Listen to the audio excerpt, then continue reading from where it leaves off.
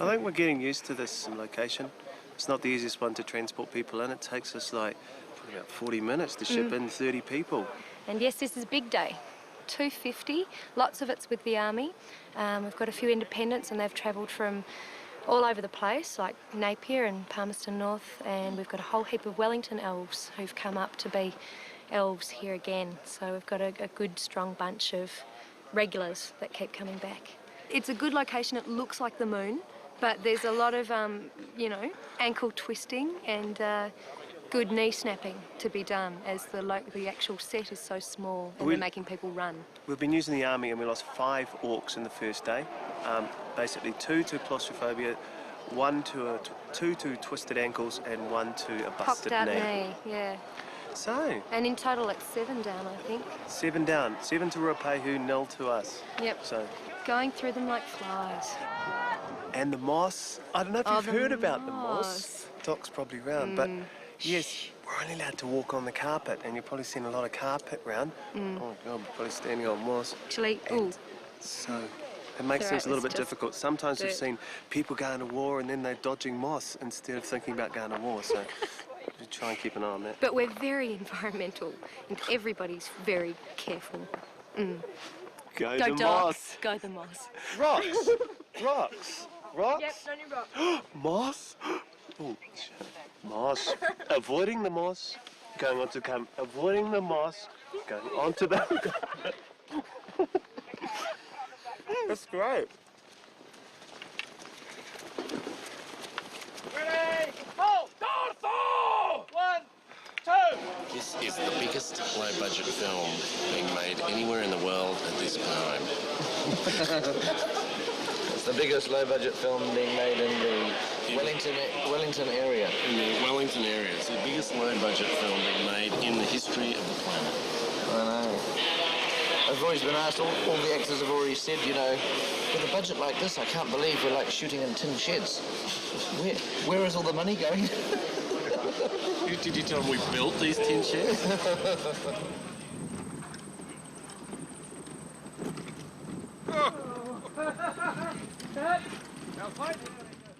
We're going to have music of the ring, which is a kind of almost beautiful elvish music.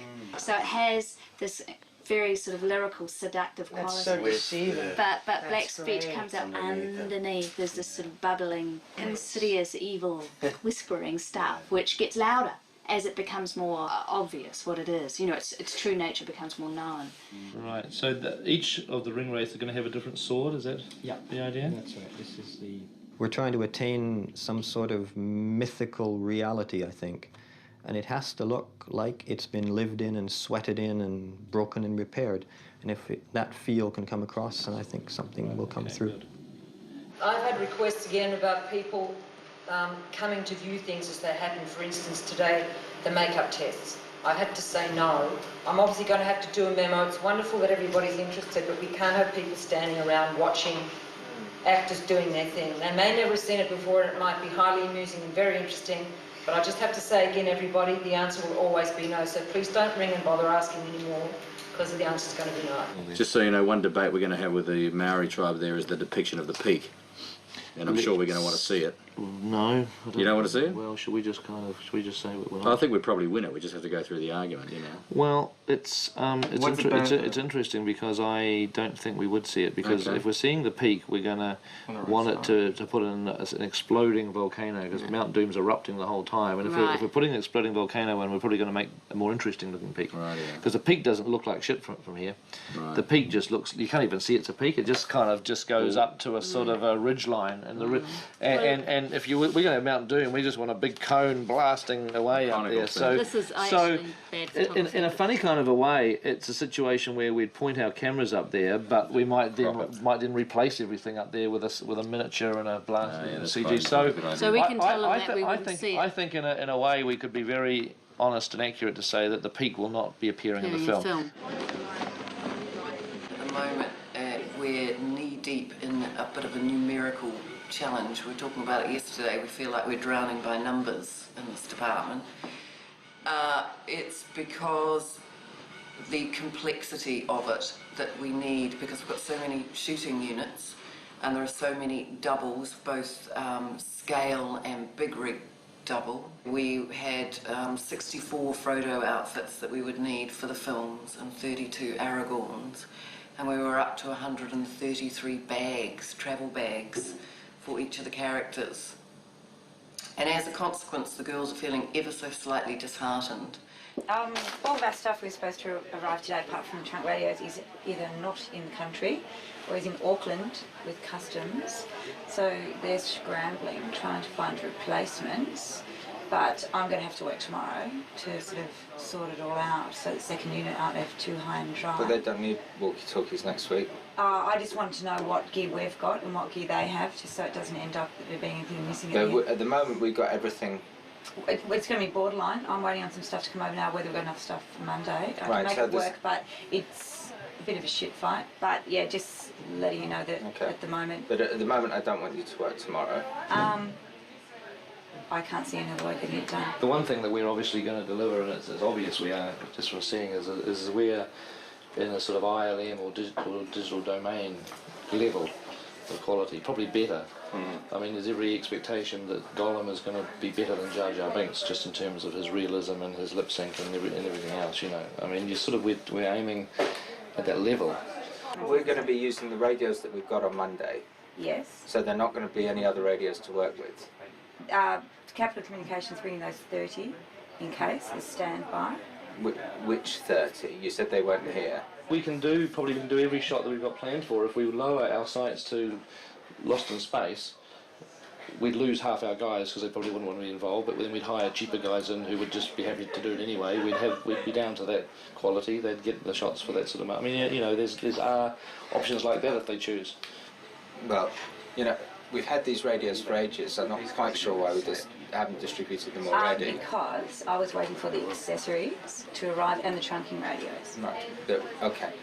I don't want it to work tomorrow. Meaning? Thank you very much. I'll drag Charlie in and really get into it with him, and I'll just see if there's something I can spot that can get rid of a couple of million at least, just to initially to get a head start on it and just see what we can do from there. Yeah. Take Jo's salary out of my wage if she can't work tomorrow. She's got to work tomorrow to get everything finished. If you have a problem with that, take it out of my salary. You have my Cara, I've got her over there in tears. There's walkie-talkies. I mean, I can't believe we can't distribute walkie-talkies. She has been working all week trying to sort out the mess that they're in. It's still not ready to be done. There's still people wanting more. She's battling with people trying to work out what they want. She cannot finish it by today. She has to work tomorrow. I will pay her. That's it. That's all. It's that easy. I'll do it. Take it out of my salary. How you doing? You ready for the first one? What's up? What was that? Normally we've got like a main unit of lighting, which is where most of the lighting goes, and then there's a second unit which is not quite as big as the main, not using as many lights perhaps, and then there's a miniatures unit again which normally doesn't use as much lights, but on this job each of those three units are as big as each other basically. The second unit almost has exactly what the main unit has in terms of lighting packages, distribution, gripping gear, what have you. And the miniature team, a lot of dimmers and that kind of control work. It's huge on that scale. That's why we've got so much gear here laid out, ready to be distributed to the different units. So we basically just sit here for most of the day and we talk about old movies. Keep our eye out for Rick Porras, the associate producer. Somebody just checks the window, sees if he's approaching, and when we see Rick coming, we start doing some storyboards. Okay, so if you bring this part here, with this one with a... And we get 2 or 3 done, don't we? And so we can talk about old movies again. And you come on. So it's good, it's a fun day, good day. Last of the summer days before we start the hell of shooting, really. Our storyboards also go into the animatics.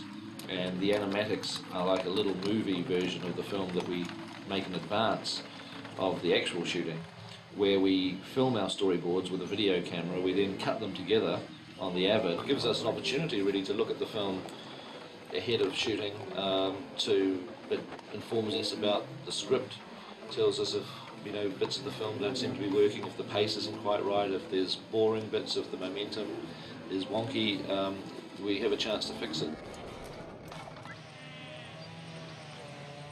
what the brief for the tree was, that it was a very old, gnarled tree with long limbs that crept right out over Bag End. And that makes it a nice looking tree, but logistically it makes it very difficult in that it is so unbalanced. All the leaves which would shrivel have been picked off, and these are all artificial oak leaves that are wired on. There's about 250,000 artificial leaves. So we had 10 people for just on a week and a half wiring leaves.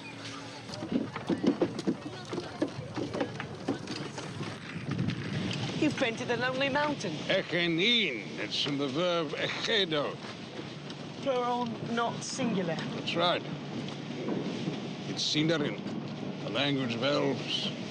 First of all, standing or sitting on there, and then you're going to climb over the back. You have to climb back, and then you can go around. So your arm's dangerous there. That's all right. Yeah, okay. Okay, Zane here hasn't been out on the big show for a while, and he's ready for the ramp now. Come on, Zane. It feels like a million different moving parts. They aren't connected, they're just attached. Nice. There's really nothing you can do as train for it other than get up in them and walk up and down. These hands work as the same scale as the rig, but they also hopefully double to show human contact with the hobbits and helping with the scale. Only a couple of carrots and some cabbages and those 3 bags of potatoes that we lifted last week, and then the mushrooms the week before. Yes, Pippin. My point is, he's clearly overreacted. Run!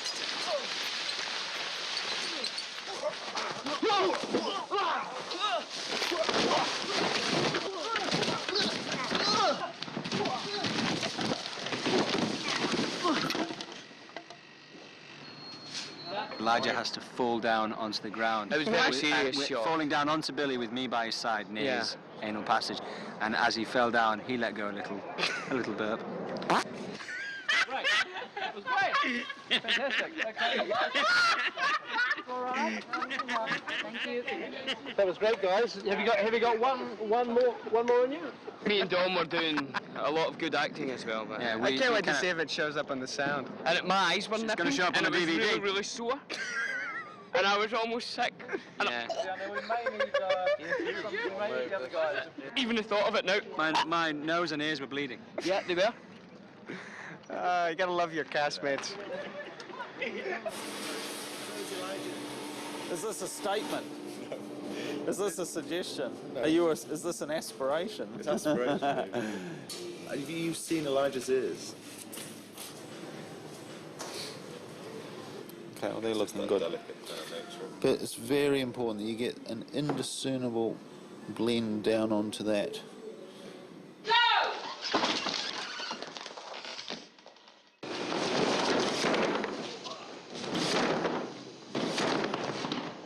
If you don't know what you're doing, you can basically send your knees through your chin. I sell.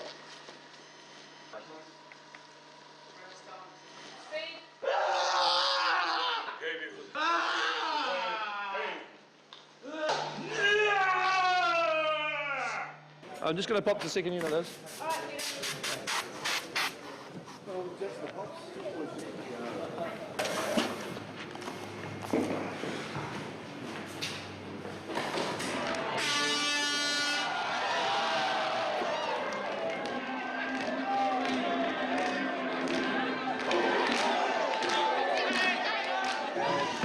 Go on, Sam. Ask Rosie for a dance. What, me?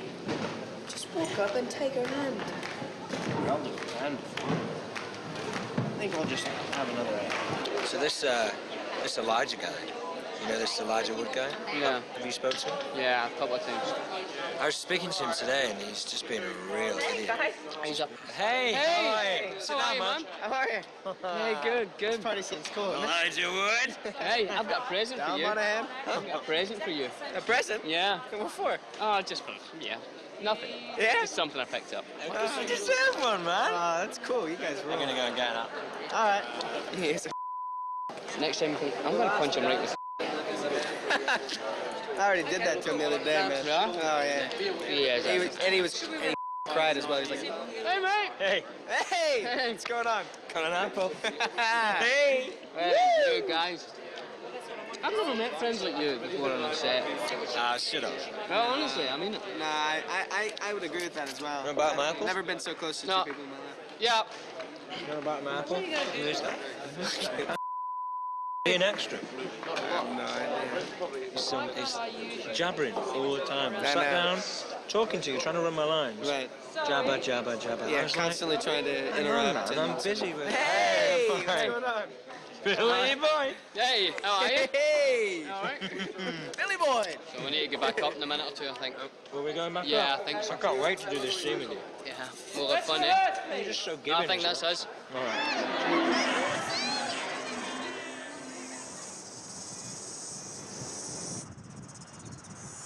There's one coming into land and then there's 3 small ones, but you'll be fine.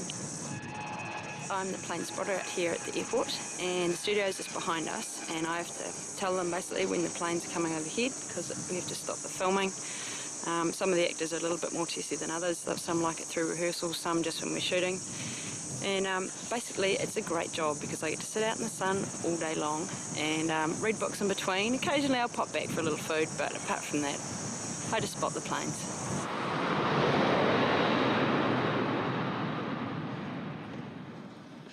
We could try and get a shot that comes in through the doorway. Where does the ring fall? Get left? It gets left on the floor by the fireplace, and then we want to be able to look back through at Gandalf and Frodo sitting on the floor here. Where's the kitchen stove? There. So that's the table. So Gandalf might be seated up. That's about as far as we'd go. So if we have Gandalf sitting up there, here, and possibly Frodo in the foreground. So we're moving in, and Gandalf is sitting right on the chairs there. In fact, if we had, if we turned the chair around so that he had his back to the fire, we might get a slightly better picture, slightly better image. Yeah, because it's easier. The cables here.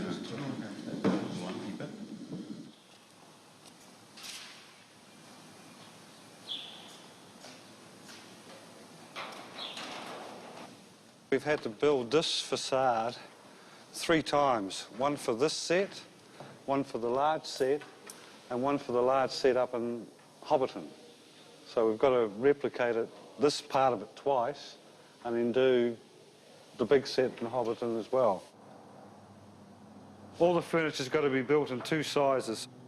This is mainly for Gandalf when he visits Bilbo and Frodo.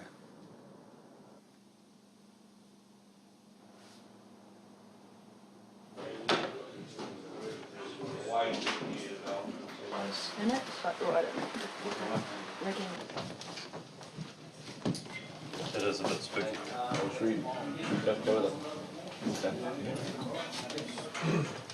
Well, they should have the checkers standing by in the other doorway, please, Joe. The same way we brought the cast in. We need to do checks and shoot.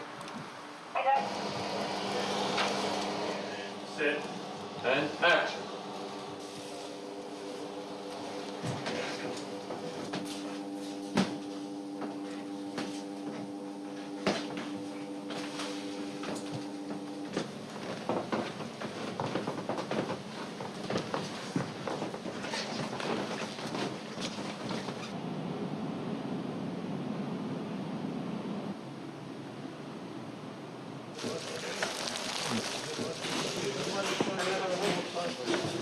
When we hold the tongs out, it'll be a thing where you'll have to put your hand out here, and the tongs will be over here. You know, it's a sort of like, what's going on here? And then, oh, wait, you know what I mean? It's going here. Yeah. What are you doing? And it's burning. You just watch it for a minute, burning, and then.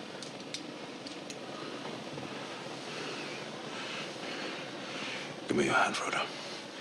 It's quite cool. Comes up, pop it in, and then just go back to your eye lines again, your cheated ones. Oh, can you see? Can you see anything?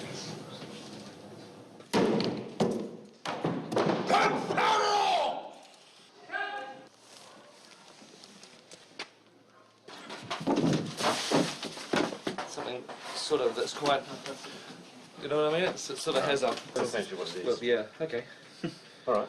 All right, well, why don't I quickly go bang off this pocket shot so we can free up Richard and the other camera. You guys set up this for handheld. Yep.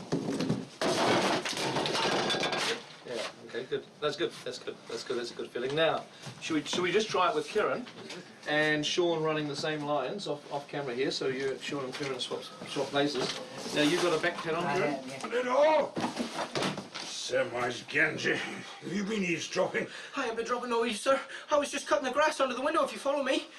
A little late for trimming that, isn't it? I heard raised voices. Speak! You're actually telling the truth, which makes you even more Keep scared. it hidden. We never speak of it again. No one knows it's here. Do they?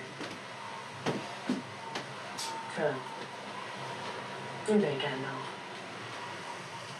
There's one other who you behind the ring. Got him. I looked for the picture of but the animal found him first. Captain! Accept that, please. Well, that was apart from the lines, that was the timing was great. Apart from the lines? Yeah, apart from the performance. What? The timing was really good.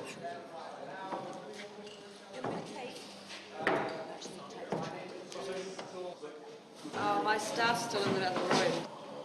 So you can listen to yourself, and when you hear turn, you can just sense that spot. So when you do it without the playback, you'll be able to feel the position of the camera for when you should be turning around. You know. We put it away. We keep it hidden. We never speak of it again. No one knows it's here. Do they? Turn. Do they, Gandalf?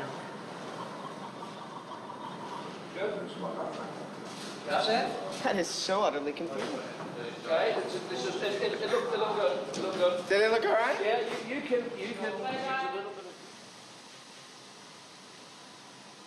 Flash. Here we go. And action. All right. We put it away. We keep it hidden. We never speak of it again. No one knows it's here, do they? Turn. Do they, Gandalf?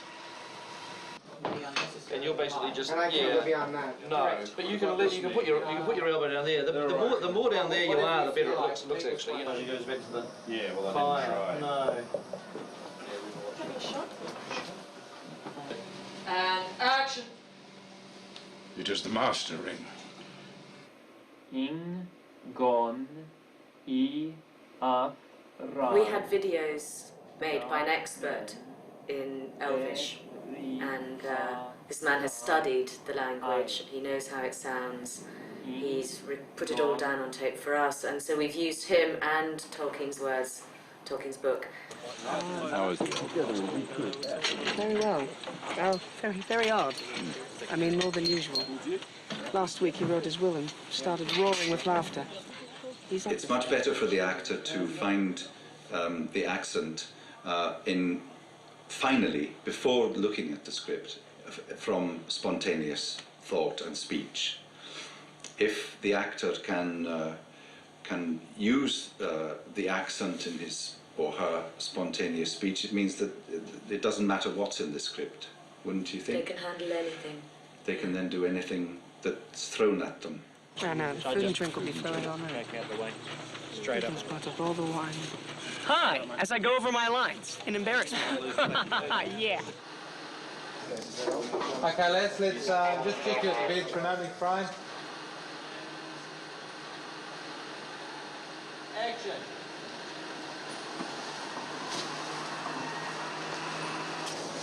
And good up. And strike. Strike. Strike. And it's snug in the scabbard. All the swords have a very slightly rounded off point, supposedly for safety, but if you tried hard enough, they would still go through somebody. It's just to reduce the risk to the actors a little bit. Actors don't like bleeding unless it's on cue. I've been a professional sword maker for about 12 years now, and 6 of those have been full-time. Since I've started here, I've been working on things that are the sort of the swords I've dreamed about working on, and I've also had nightmares about some of them. Since I started here, I've probably made 40 or so hero swords, 60 plus aluminium swords for the stunt work. And I've also worked on all sorts of other things, like 100 or so weapons made out of EVA foam for background work.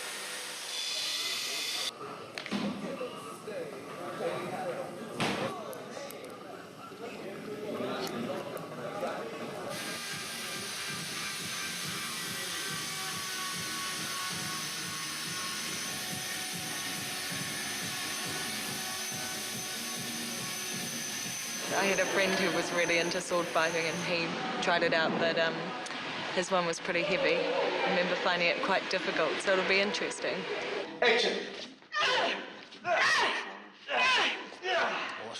haven't slept in maybe 2 days, or 2 hours over the last 48. Lots of dancing, about 9 hours, and but yeah, no, fully into it. And action! 2, 3, and 4. Okay, once again. Putting the power in. 1, 2, 3, and 4. Okay, one more time. Pull the voice up a bit, don't. Yes, okay. On guard. Okay, just wait for the cue. And action.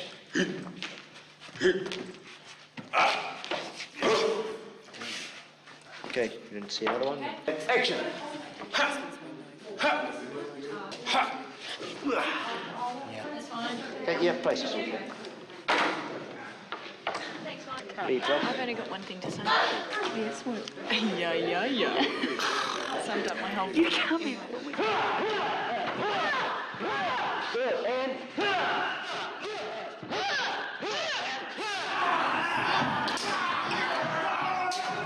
That's good. Wonderful. I think the majority of people watching a sword film love the action, the sword play. I have a saying about swords that through life you have a constant struggle between good and evil.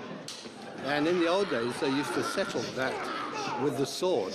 That means you're standing with a sharp sword, eyeball to eyeball, with the goodie or the baddie, whichever you want to be. And you need to have a lot of courage to carry out that act. With a sword, death has some dignity to it. Wow, they really do work. It's pretty amazing, isn't it? Where can I get some? Hey, dude, look at that. Bitchin'.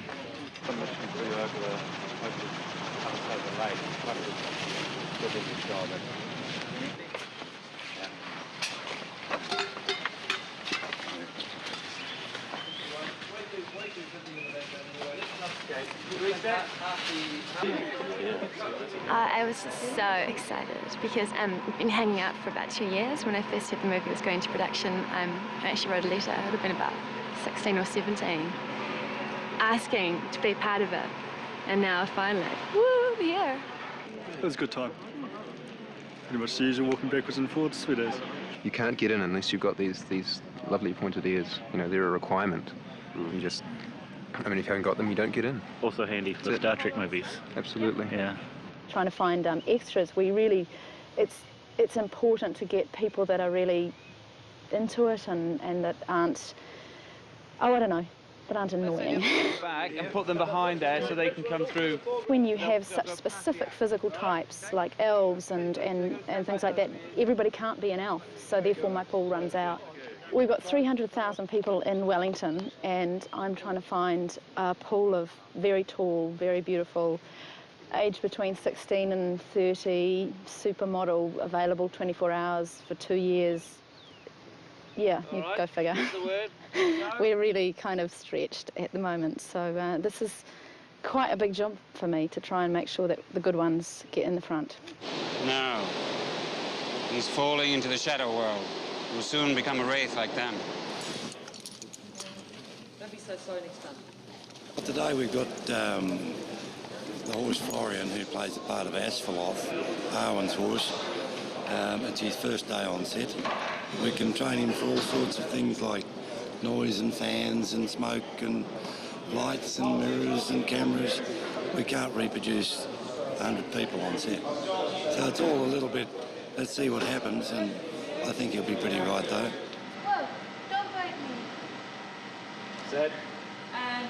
Go, hang on. Oh, ow, ow, ow. That hurt. Why'd you do that? Hold the rope. You're out.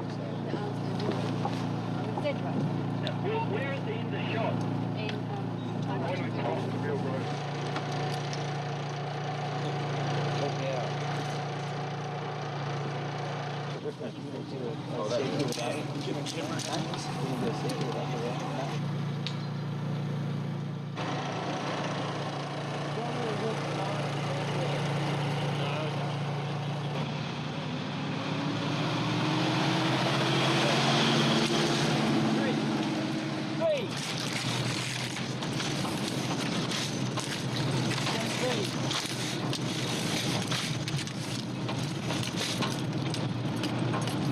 Cut it there, please.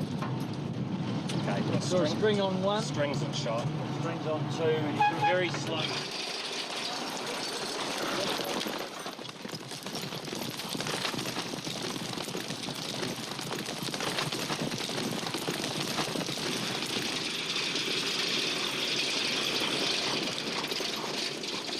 So Liv comes up and grabs him back, pulls him back into the... Yeah, which would be nice, just really to... Well, should we do the hit as well if we're going to do that? Or are you happy with the hit? You want a one like that? I've got to train it. Guys, We have the worst luck in the world. so this rain's going to trash the costumes, just sort of give it a chance to ease.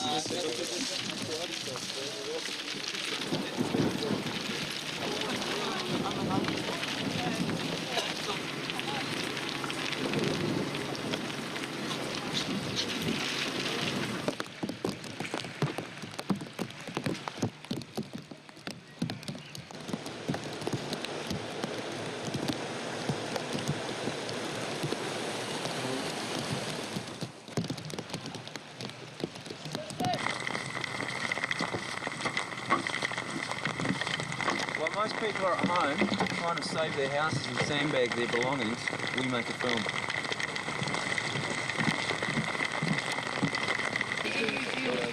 Hey, when are our scale doubles ready, Karen? Get on you. It's all the turbans to do.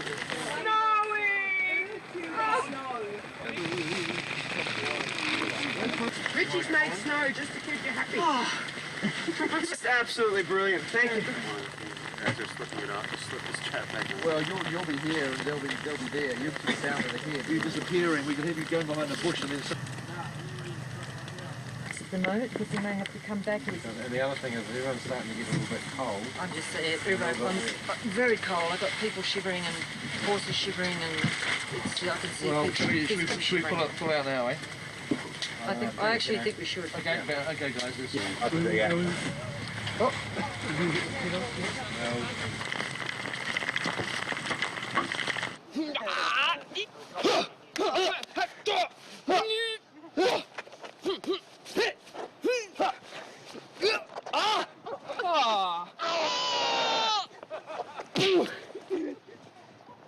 Done and done.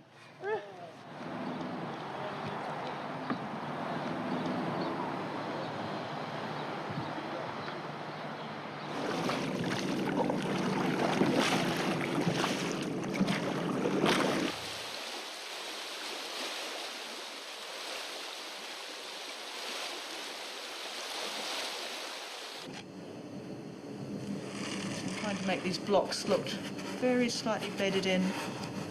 They've shifted a bit over the years, they've slumped, they're weathered, they've aged a bit. Crack. There you are, instant aging. You realise this is a top secret process developed over 1 million years by cavemen and model makers alike.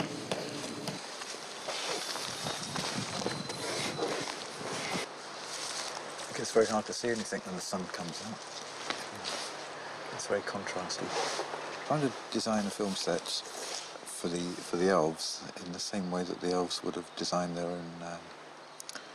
own habitation, which is very much part of nature in the forest, and building around the trees rather than bulldozing them.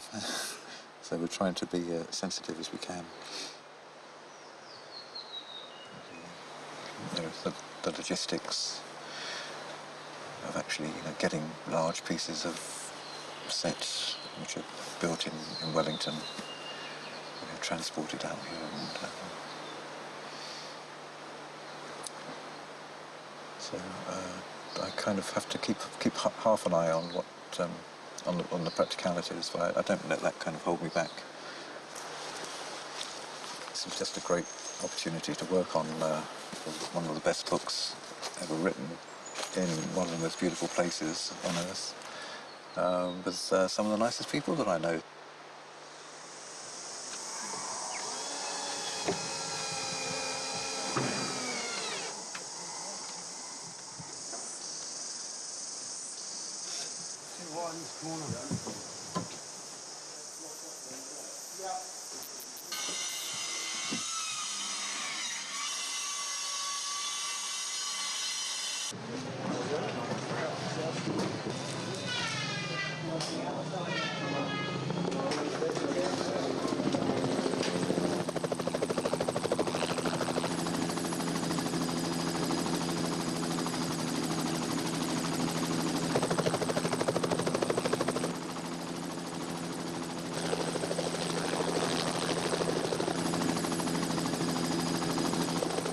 Wind draft from the helicopter just pushing the set around, so it's better to get rid of him, and we just get some guys out there and we'll lift it into position ourselves.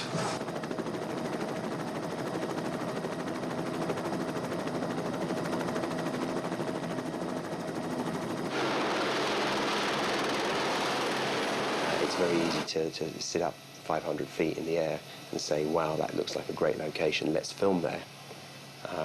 When you have up to 3 units per day, every day, for 18 months, taking that number of vehicles, those numbers of people, you really start to get an idea of the size of the logistics of this show. We have to think about the basics. Where are they going to go to the toilet? How are we going to serve them tea and coffee? If the weather closes in, we've got to put tents up for them. What are we going to do with the trash at the end of the day? So hopefully the director will only ever have to worry about flying in there on the day, directing the scene, and flying out again. I'll be taking a length of toilet paper in my pocket just for emergencies.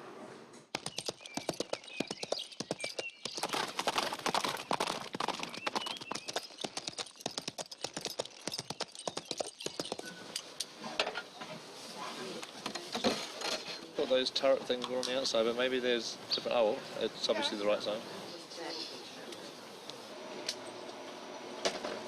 Honestly, I thought I'd just throw a blue behind it when we get the line up and shoot an element, and then that would become the basis for the painting that we pin into it. Right.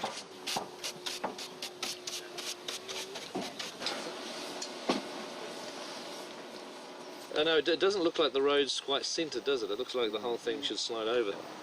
As Gandalf comes here, the camera will start dollying, and it'll eventually dolly and pan off the wall and through into the thing there. Yeah. Okay. Good. Well, it'll be good. It'll be great. It'll actually make it a really good shot. I think so. A really nice shot. Yeah. Okay. Good.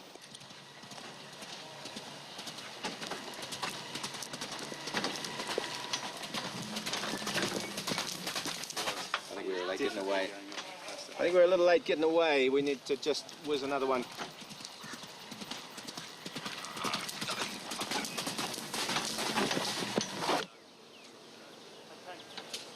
Just to try and get in a bit tighter, but we might need you at the moment. That just the way that your staff falls, it goes across your face a little bit. So might need to either just hold it back slightly or to take it out slightly. We've been shooting for about 4 months now, and we finally get to start to do things with the villains.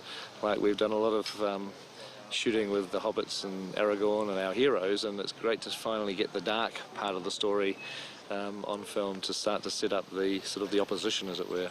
So it's good. It'll be fun to do this stuff. Alrighty, we are ready, folks. We're shooting this light. This is a shot that reveals a flock of crows that had been sent out by Saruman to spy on the Fellowship, flying down through a hole in the ground down into the caverns below Isengard. So in order to do this shot, we're using 4 different sets at different scales because the crows fly deep down into the earth, and these are caverns one layer below the next. So this is the first cavern. Above that, we've got a model of the ground plane, which is a much smaller scale. Come down into a much bigger set, which is this one. Fly down, swoop around through there, come out through a hole at the end of that set into another set. Fly out of that and into another set. And in that set, we have a live action shot of Saruman shot on blue screen. In order to do this, of course, each set has to have a mat at the end of it so that we can insert the set that's coming up in through the hole. So we essentially stack these things up from back to front. So essentially they're all stacked set, mat, set, mat, set, mat, all the way back up to the surface. Well, the other one needs to come towards. Adding the details takes quite a lot of time. We find that we need to add a lot more detail than what you might think just to get to the level of reality where even a lot of the detail becomes subconscious, but to the eye, that's when it becomes realistic. This is a smoke reader that we use to determine exactly the density of smoke and also to make sure that the density is kept constant during each of these passes, because the passes take about 29 minutes to shoot, so we have to keep the smoke absolutely constant during that whole time. Now the reason for the smoke is that, of course, this set is representing something that's extremely large.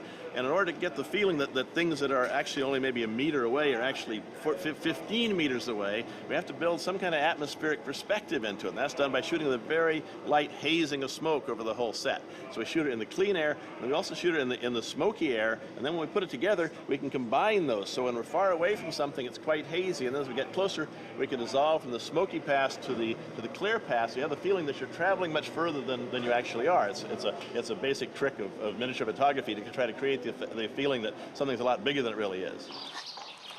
Attack. Attack me. Whoop. Push. No, attack me. I'm going to do that. Oh, yeah, you attack. First here, second here, third here. Not too much trouble. If they get too much trouble, you just pick them up and they can't do anything. No, you attack me. Attack, you attack. Well, I can't see them actually having the sword and going clang, clang. They might have to occasionally, but as you say, or maybe run up on a piece of wall so it's the same height. Yeah, well, that's right. Well, you could do that. We could get him doing that.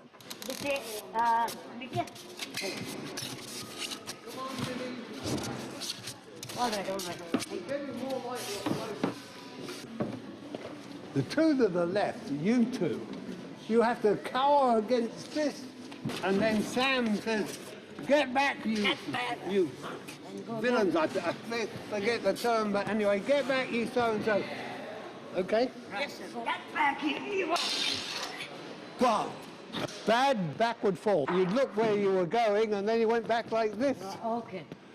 Hey, come on. We'll put your... Give him another mat. Oh, extend that. Give him another.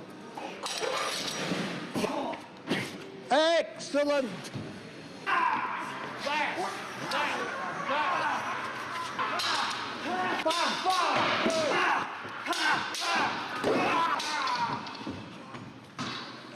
Okay, that's good. Half him up. Great. Not so great. We've got to do another. It was almost great, but not quite. Gentlemen, to make it work better, crowd him, right? Fuck it, wrong place. 5, 6. Yep. That's why it's high. Yep.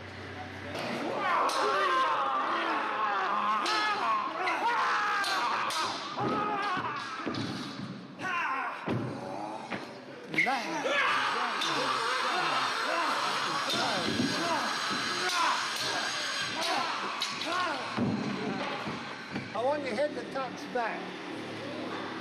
Yeah. On his spring. Come on now. Okay, try Do it. it. Go. Right, yeah. Go on. Boom! This works out well where you can sort of probably not use the master very much too as well. Yep. Yeah, which would be quite a good one. If you don't use the mouth, then what about the eyes? You reckon it'll be contact? No, they'll be fine. I mean, we'll just have a look at the footage, but I think we're not gonna notice. I think we'll be sufficiently far away. Yeah. Really? I think you'll be okay. I think this will be better than a mask, won't it? Yeah. Martin, you look just like him. Lucky man. He's flat. Like, wow. So can we just strip everybody? Strip everybody down to their jackets and so keep the trousers on. Stand in the line. Act like you're going to wait for the bus. Then when I say mingle, you mingle. But don't cross the line. Because then you lose points. Roll camera. Hey. Set. Your call, sir. Okay, and if you could just do a little bit of, rocking around. Nice to see you. You look like a kind of... Maybe let's How's the missus? Good, man. Good. Right. Hello. Right. What's your problem? You got a problem? Well, what up, bitch? What up? I'll show you. Let me demonstrate. Okay. Continuing on. So we all start here, right? And just go across to here, and then and be looking around left and right.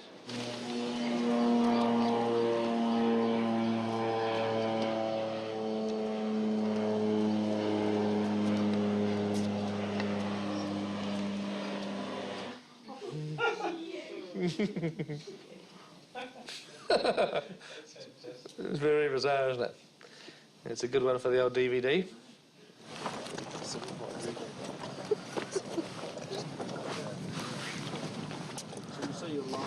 I gotta take mine with me when I leave.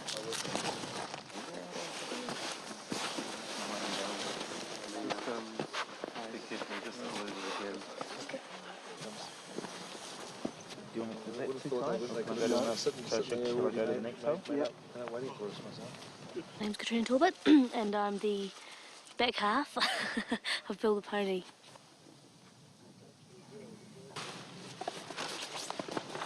We have to actually have a bit of practice on every terrain because it's different in the snow and in the mud and on the mountainside and in the swamp. We started with an agency in Wellington Actors. Okay, can we have a bit of room, please? She said if we wanted to get involved in stilt walking, then we got called in to do Build the Pony. What we're going to do, you can see where these footprints go up the hill here. When we're all ready, we're just going to have you walking up the footprints, following in single file.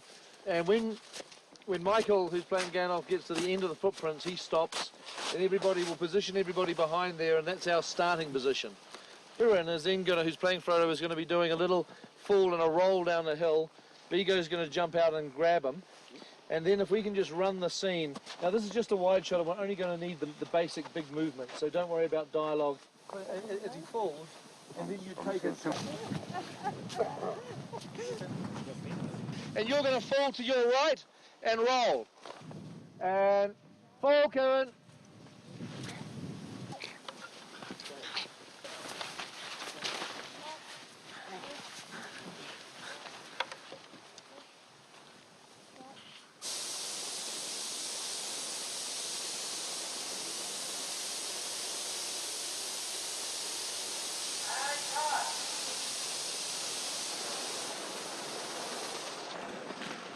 We've got the scene where we're walking through the snow. Using this product, we can make something that people can walk through. And if you leave it overnight, it'll get very stiff. And then we can use it for other bits of snow. And they use it to insulate houses. It's amazing stuff. It's the best snow we've had.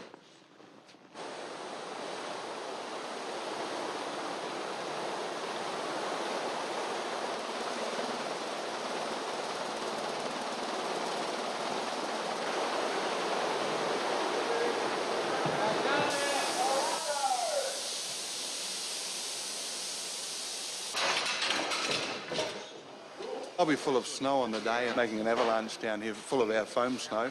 The actors will be going along the top of the set and creating an avalanche for them to be buried in. So you see them looking up going, what the hell? and a veil of snow comes down, you're not quite sure what's happened. You see Gandalf be pulled off the rock.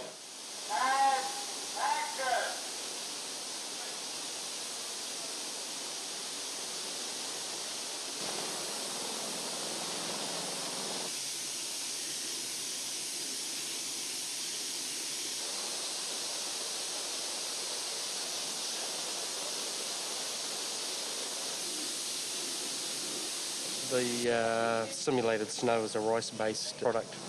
So it's just light and environmentally friendly and doesn't seem to hurt your eyes. The rest of all the dressings are different products, the waxes and different foams and paper and Dacron. But apparently there's MSG and rice, which can't be confirmed. No salt. Basically, it's like takeout. Hi, I'm Jamie Selker, post-producer and supervising editor on the show. I'll just pop you in here and show Pete Straightaways way on location. Come on in. Look at this. Widescreen, 34-inch flat-screen TV, audio cassettes, amp, SVHS player, DVD player, and SPB player. Pete can come in here when he's got a little bit of downtime while they're setting up a difficult shot in the studio or location. He can come down here, he can play his rushes, select takes, or he can look at any other sort of his favourite movies. So we'll just sit down here and take a wee nap on his couch, and we'll run one. When's the couch coming, John? Well, we're talking about it. Well... Should be soon. No one should expect me to come in here and cut without a couch. Just tell Jamie if he wants me to turn up to look at anything. There should be a couch here. Hey, Monday's good. Monday sounds good. Sam, start coming down.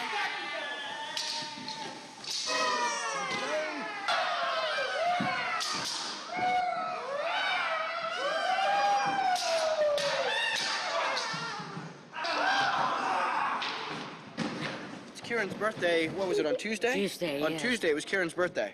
Yeah, so he's a very old man, so we have to treat him very gingerly. It's not his size. Some people think his height makes him delicate. It's not, it's his age. He's an old man. Look at the chiseled, the etched, the years of experience found on Kieran's face. And later you'll be able to see him wearing all of our faces. Is that true? Yeah, have you tried me on? Yes. Does it feel extra good? Yes. Yeah. Brilliant. Did you feel the dramatic overbite with my, yes, I my did. upper lip there? I did. You did? Yes. Don't drool in that mask. No, I won't.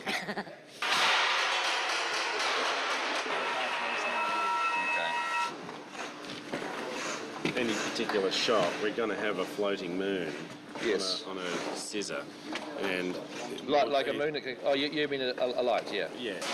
And if he wants light coming in through the forest, he's screwed. Yeah. No. They can shoot down over here. They can light above the blacks. I think we're going to be working in here predominantly with Steadicam myself. Yeah.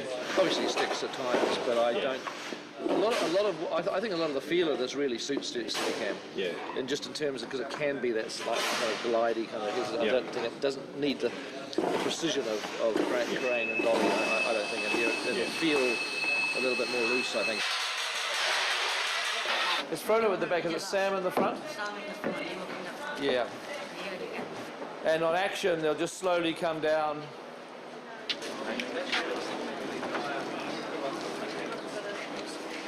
Let's put Brent there and the other two tallest in these two columns. Yeah.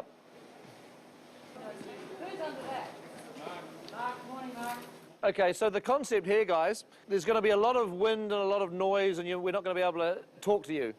So when you hear action, which is a toot on the air horn, and then one step at a time, very slowly, like you're in a funeral procession, you just start to move down towards the hobbits, okay?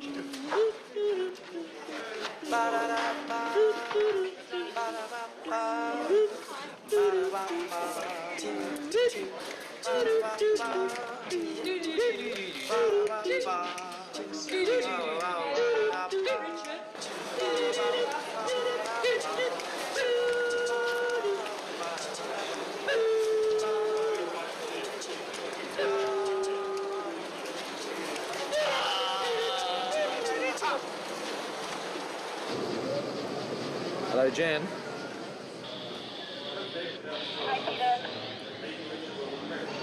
so can you just prepare me a memo to the art department, please?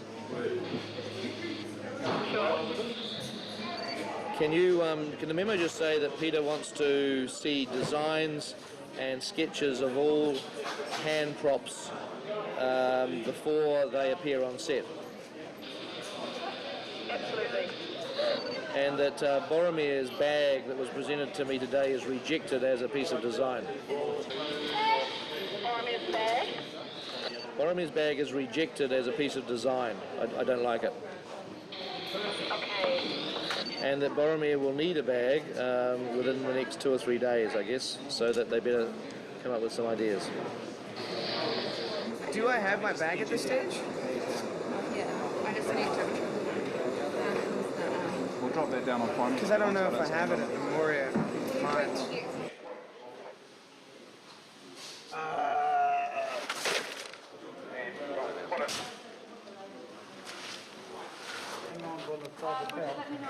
Houston, we are go.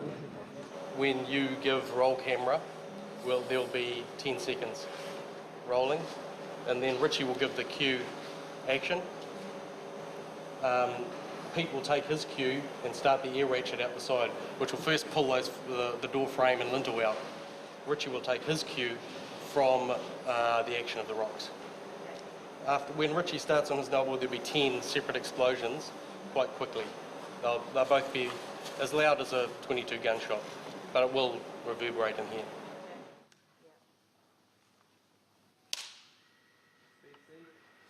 Speed on 8. 10, 9, 8, 7, 6, 5, 4, 3, 2, 1. 3, 2, 1, action!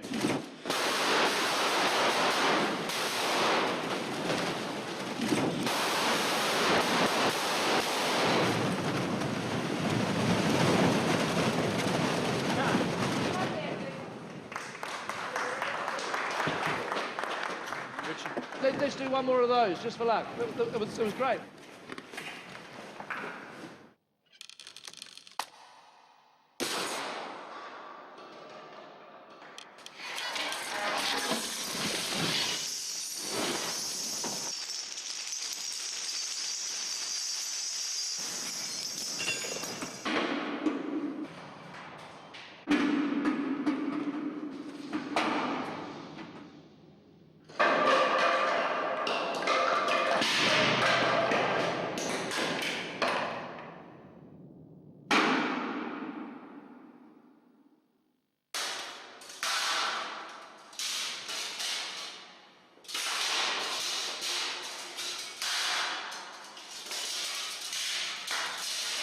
There's lots of good fake reverbs, but nothing can beat this. Real thing. Just wanted to get out of the office. What do you want to do? Well, I want to hear it from wherever, just what it's like. If you want to just, we've got a sequence of cave troll voices that Peter has listened to and likes. We're going to try to play those through the speaker here and get the natural ambience of the tunnel. Mostly that'll be used for off-camera shots in balanced tune. Hey Dave, do you want to power that thing on? On now. It's on? Is it pretty loud? No, it's just pretty scary. Can you get any more out of it?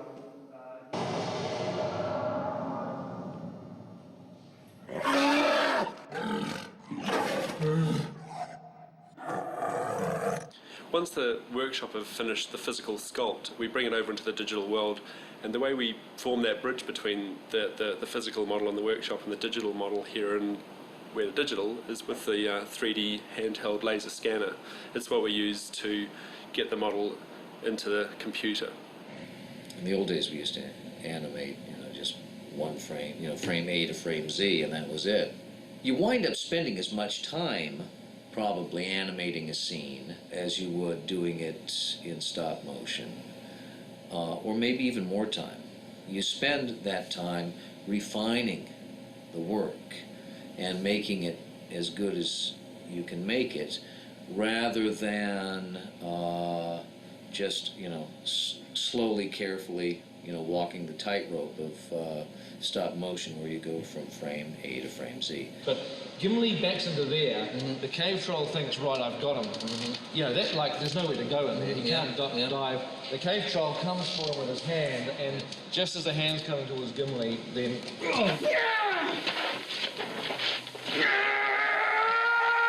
Except for the two hobbits jumping on the troll's back, really most of the scene up till that point had been played on the floor and not on the mezzanine or on the second level, right? But getting into the set before the set was even built, when it was just built in the computer, I found that, well, if we get a lot of battling going on the second level as well as the first, you'll be at troll eye level, which is kind of neat because everything in the storyboards is sort of looking up at him the whole time. Now, what I think would be good to try and, depending on how long this lasts, is that the full length of it, is it? Yeah. It'll probably be about half that length. Yeah. It'll probably just be a woof. So yeah. Seems like Aragorn would come from there and just like get him in the flank. Sure.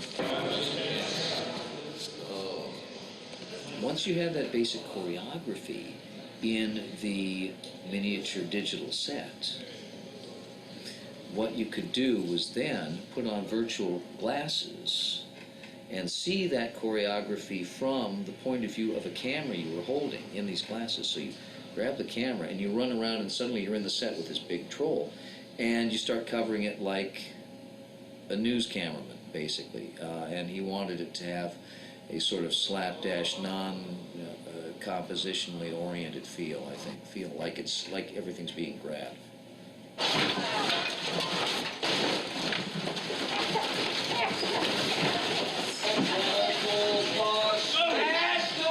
What's challenging about Peter is his dumb ideas, because he said, let's have Legolas, run up the chain and jump over the troll. And I thought, that's really dumb. But, and I wouldn't have come up with that. So let's see if there's a way to, to stay with that and not talk him out of it, because sometimes you'll hear something that's out there, but and just say, oh, that won't work, But I've seen enough of Peter's work to know that A, he's out there, and B, he usually makes the out there stuff work. We get on the set, and Jeff Murphy's directing it. They're setting up to do Orlando running across this thing. And just as they're getting set up to do the first take, I said, Jeff, listen, why don't can we just have him grab a moment in the center and pull an arrow and try to fire it into the guy's head, because that makes him more aggressive than just acrobatic. And he can try to fire it into the troll's head, and the troll will knock him off before he can fire it, right? And so we'll see if we can talk Peter into that. So we did, and then Peter thought about that for a while. He said, no. What we're missing is him actually firing it bouncing off his head, and then him jumping off to get another shot at him, right? So that's sort of how the collaboration has worked. I'll have an idea, then he'll have an idea that tops that, and I'll have another idea that tops that, and he'll have another idea that tops that. So they just it keeps building, Okay, here we go. Straight into one, please.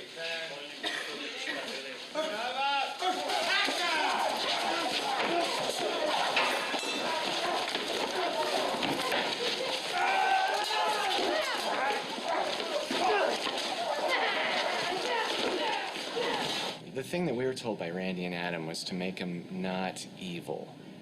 They wanted him to be more like an animal, like a pit bull, where this is what he did well, was destroy things. And so at the end, they kind of wanted you to feel a little bit bad for him, that the Fellowship kind of had to kill him, but he wasn't like a raptor or somebody who's just pure evil trying to kill you. So at the end, Adam Valdez did the shot where he gets an arrow in the mouth, and you kind of feel like, oh, that poor guy, So that was the kind of direction we got from them. They've got to defend themselves, and the only way they can stop him is by finishing him off.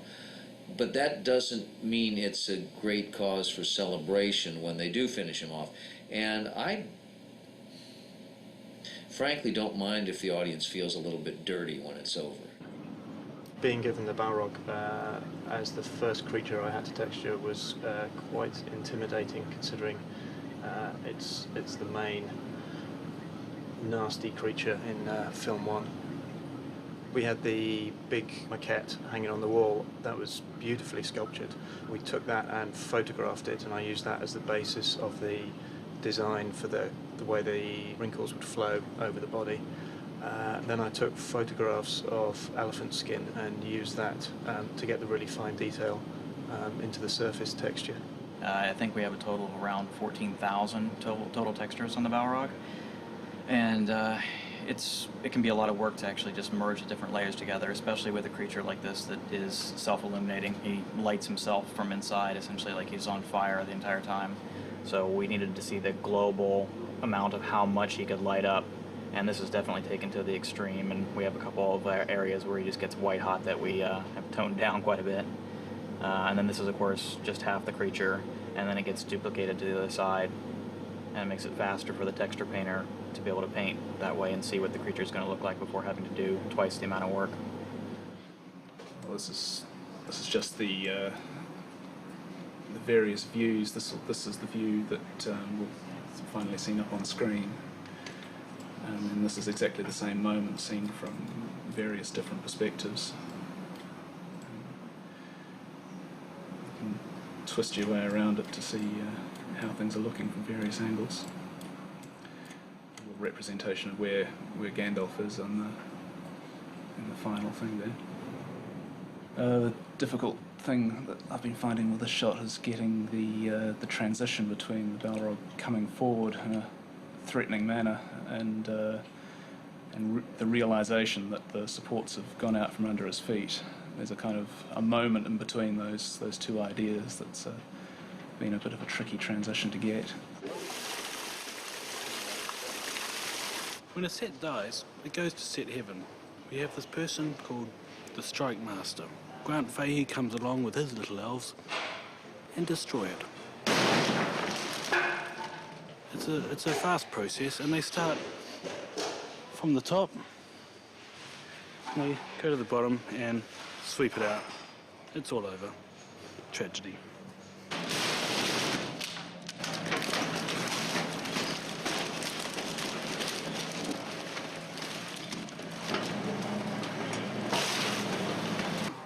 This links us to the satellite.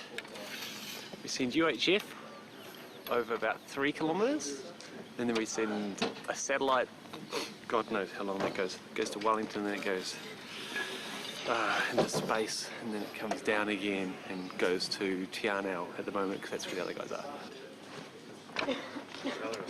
And this, come with me, I'll show you.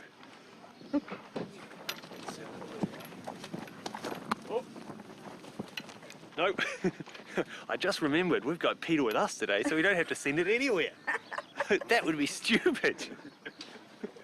Kate Blanchett is travelling this way to walk across the river. Hi. Now you've got to go back the way that we come in the mornings, and you'll see the first set of cones, and there's a couple of lights that come straight through the first path. Bringing Kate in, but we have to drive her in. So Missy is establishing the cleanest way to get Kate to set. I think Galadriel's all a bit poncy and a bit overexcited with her status. We don't all need boats. You could have got the bus, use public transport, or the subway. The thing about Peter Jackson is he'll never ask you to do something unless he's done it first, so he's going to go in the water now.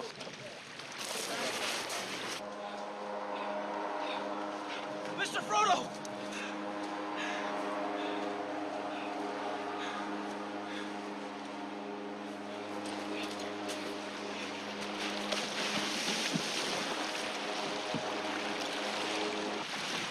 Go and have a look at his foot. Mikey, where are you? Let's sit him down and have a look at his foot. You want to sit on the bench or do you want to sit on a chair? We can go to a chair.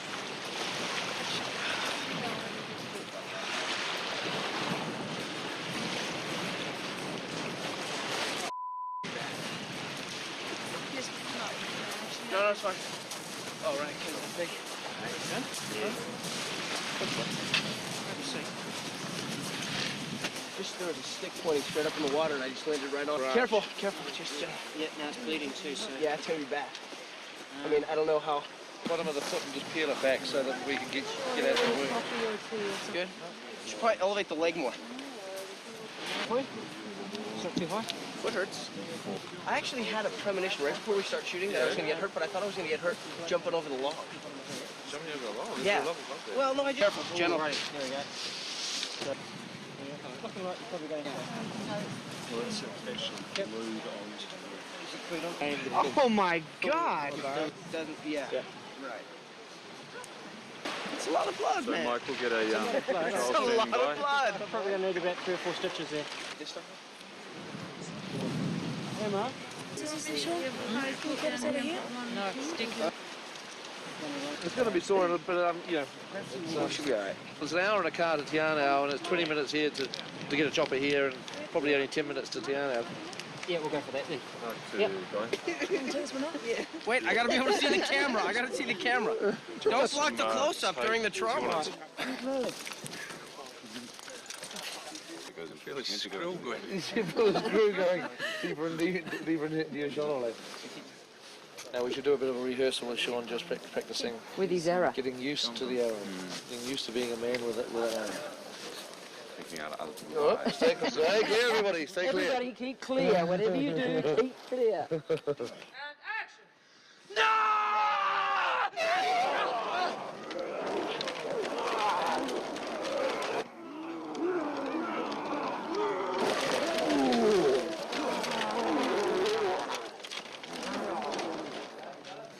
And then I could have the Iroquois just like this with the pom-poms cheering me on. Goodness. Ow! Goes to you. Go let's.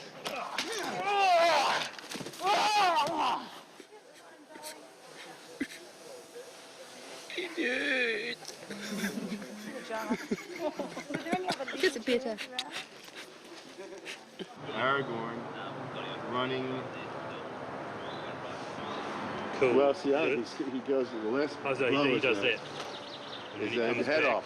In cutting the action at Ammonhen, the climactic battle at the end of the film, together, there are a few things the editor asked for. He noticed we needed a close-up where Aragorn registers, after killing Lurtz, he registers that his compatriot Boromir is dying, and he needs a moment to go from victory to tragedy, and he runs off to Boromir. So we want to pick up that moment. And then we also want a moment where Merry and Pippin realize they're about to be captured. There's a point of view of Uruk approaching them. As you get into Ritchie, come down like this, and then like you're going down. Because they're down here. I want it to look like you're coming right at the camera to pull.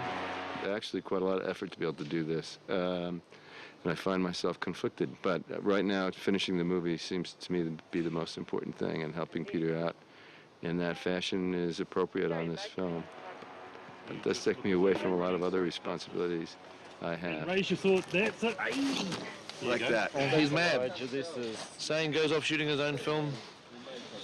There's very little relationship with the one that we're making, but we have to keep him humoured. We have to keep him feeling happy and good. So we just give him a camera and a crew, and he's as happy as Larry. Stays off our backs. It's a brilliant scheme. Go on. Yeah. That was great. Much better. Yep. Oh, Vigo. Sorry. Hey, Vigo, are you on camera? No. Yeah.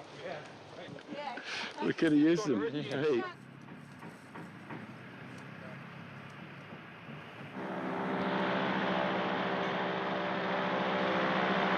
Waiting any second, they're going to say I have to go back to work.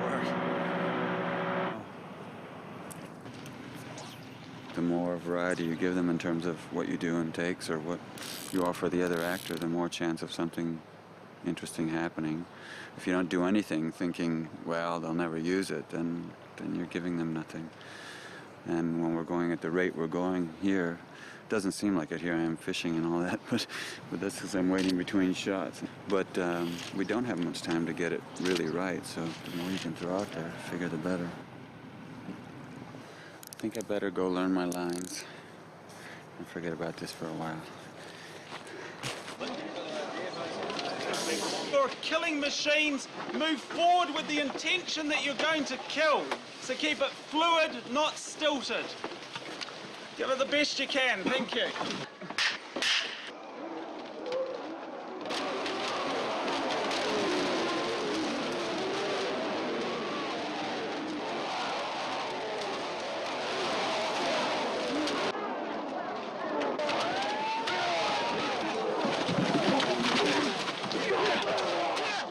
We have to deliver PG-13, but you know what I would hope is to make it a relatively hard PG-13. So it shouldn't be surprising if the first cut that we present gets an R rating, and we have to go back and trim some shots. That would be the desire, so that we get a PG, but only just sneak in, as it were, by having to trim some shots. And then, of course, whatever we trim can go in the DVD edition.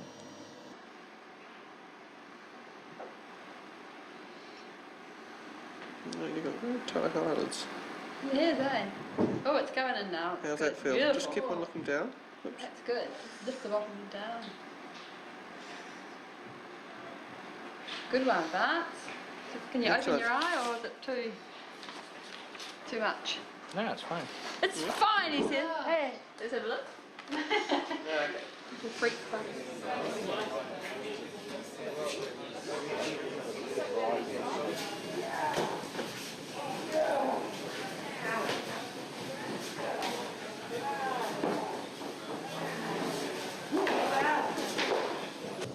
You'll arrive, the others will arrive behind you, Thomas will arrive, and then go. So you're only probably on there for 2 or 3 seconds. And we'll make sure once they'll come straight behind you, and we'll make sure everybody stops safely. People should just move in and grab a goblin. Yeah. Grab a goblin. Grab a goblin.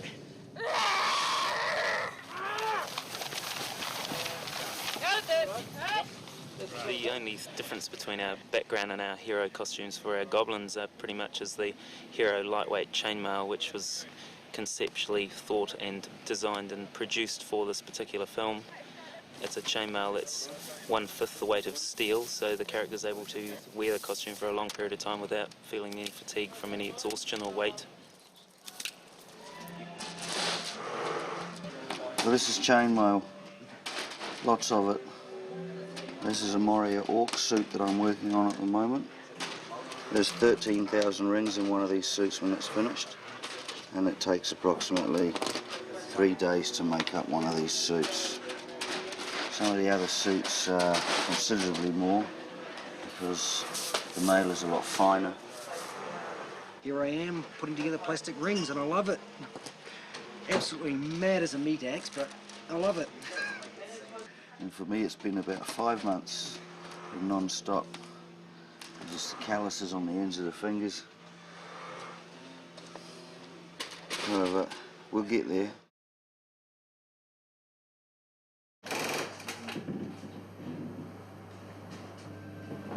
Welcome to the bubble. Welcome to the bubble. This has been our home for what, the last year? 2 years. No, we only had the bubble for about a year. And the hostage. Oh, and the hostage, yes, we can't forget the hostage. He still hasn't coughed up his secrets. This is 5 million rings that we've put together, which is 10 kilometres worth of chainmail if every ring was stood on its edge. The only reason we know this is because the amount of materials that we've ordered through the supplier comes to 10 kilometres worth. There's twice as much chainmail as ever was originally asked for. And you can imagine how we felt when all of a sudden all these stunties are wearing chainmail at Helm's Deep and giving it absolute death. And sort of standing there thinking, well, I hope it all holds together, because it was never originally planned to do that. And so far it has. With the guy. Yeah. I'm just going to wash the blood off this one. Right, let's do it once more. Let's just do it once more. Turn around, yep. Turn around. In the stomach. Yep. Stomach. There. Gotcha.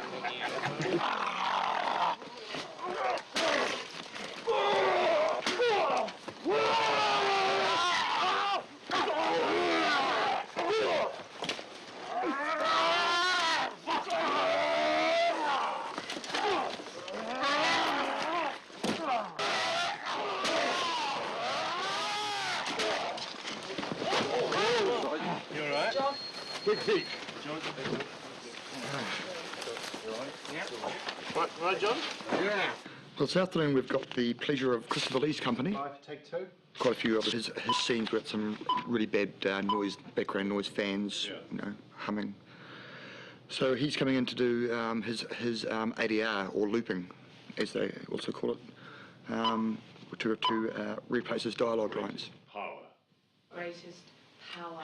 No, I think it's power. You want more? I think power is the word. 3 rings for the elven kings under the sky. In a sense, Most famous. is the most famous quote of the whole work. And not only that, the way that you 7 for the dwarf lords and their horses turned, 9 for mortal men doomed to die, 1 for the dark lord on his dark throne in the land of Mordor where the shadows lie, 1 ring to rule them all, 1 ring to bring them all, and in the darkness bind them in the land of Mordor where the shadows lie. I mean, that's so famous. It is. In Moria, we translated a text that Philippa and Fran wrote that are based on the scenes of Moria, and the text was translated by David Sallow into Dwarvish, and we used I set the Dwarvish text for the all-male chorus.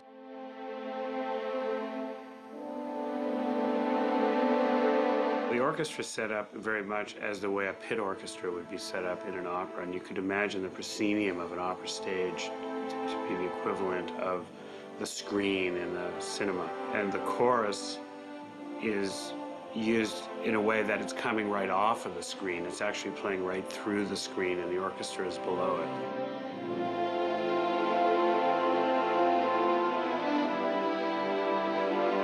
The score is really spanning a lot of music from the beginning of the 20th century right to the end of the 20th century.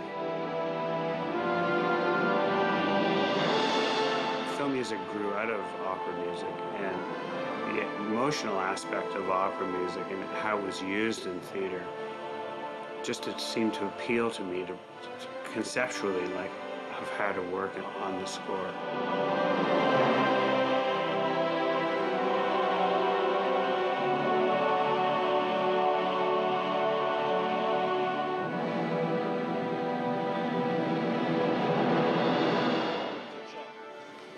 Just to fill you in on a little bit of musical history, Billy once did have a trumpet tree which he planted in his garden.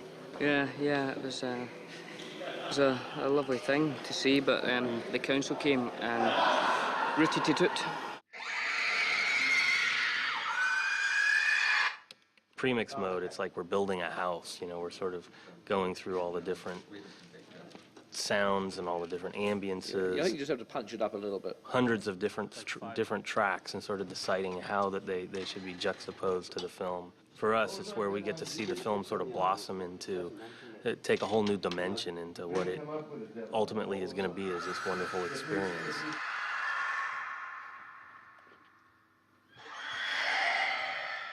Peter was actually the sniffing of the wraiths. So Fran is the screaming and Peter is the sniffing.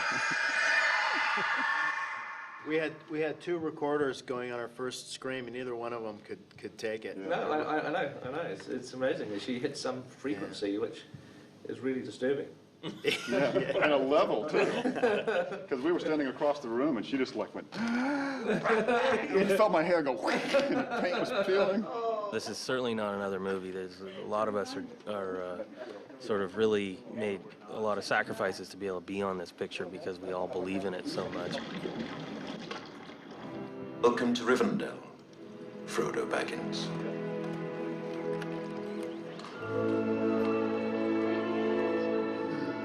Have it all finished in a week and it'll be a release. It'll be 1 down, 2 to go. But I will have a little break, so I'm sure I'll feel much better after the break and launch into the cutting of film too.